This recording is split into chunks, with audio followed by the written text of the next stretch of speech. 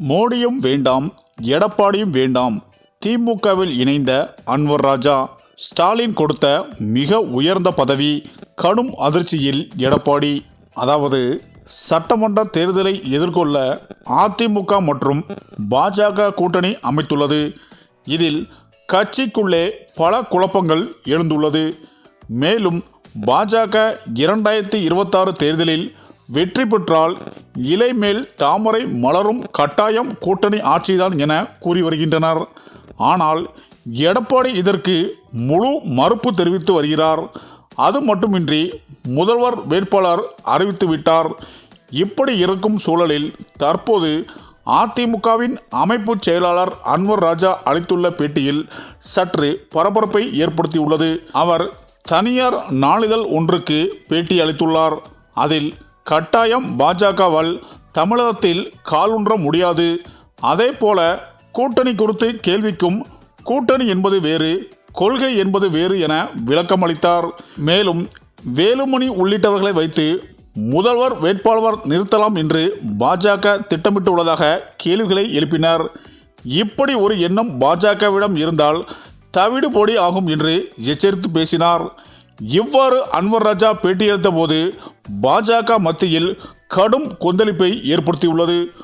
முதல்வர் வேட்பாளராக எடப்பாடி நிற்கும் நிலையில் அதனை உடனடியாக மாற்ற வேண்டும் என்று பாஜக மத்தியில் ஆர்டர் வந்துள்ளதாம்.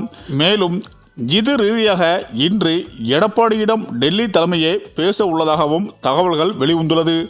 அப்படி பாஜக விதிக்கும் கண்டிஷனுக்கு எடப்பாடி ஒத்து வரவில்லை என்றால் கட்டாயம் கூட்டணி உடையும் என கூறுகின்றனர்.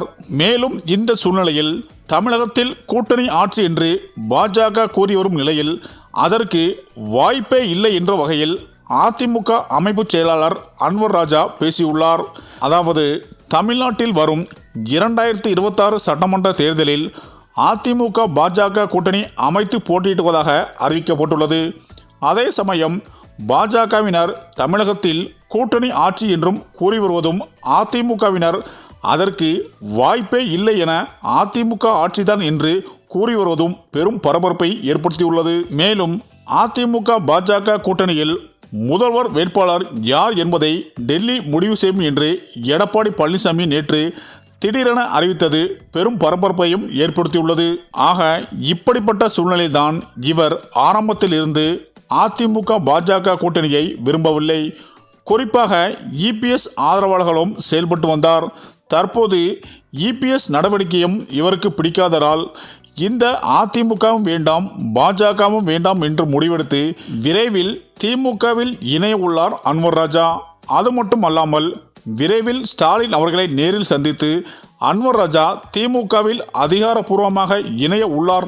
மேலும் முதலமைச்சர் ஸ்டாலின் அவருக்கு மிக உயர்ந்த பதவி கொடுக்க உள்ளதாகவும் தற்போது வெளிவந்து அதிமுக தலைமையான எடப்பாடியை கடும் அதிர்ச்சியில் ஆழ்த்தியுள்ளது என்பதும் குறிப்பிடத்தக்கது என அரசியல் வட்டாரத்தில் பேசி வருகின்றனர். சரி, இந்த வீடியோ பற்றிய உங்க கருத்துக்களை கமெண்ட்ல சொல்லுங்க. மேலும் வீடியோ பிடித்திருந்தால் லைக் பண்ணுங்க, ஷேர் பண்ணுங்க, மறக்காம நம்ம சேனலை சப்ஸ்கிரைப் பண்ணிக்கோங்க. நன்றி.